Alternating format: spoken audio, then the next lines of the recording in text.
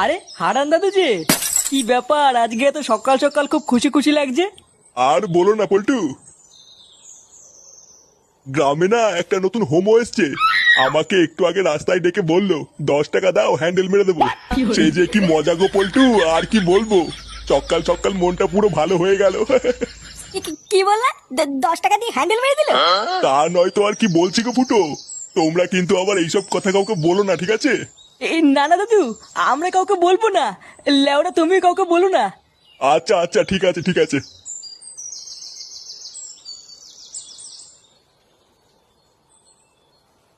বাড়া কি বলে গেল? গ্রামে একটা নতুন হোমো এসছে, 10 টাকা দিয়ে হ্যান্ডেল মেরে দিল? পল্টুদা, এটা ফুটো শালার কাজ না তো? আমারও তো বাড়া তাই মনে হচ্ছে রে। ভাগ্যিস হারান দাদু জানে না ওটা ফুটো শালা, না হলে তো গ্রামে ফুটো সম্মানী টাকনি পড়ে যেত রে।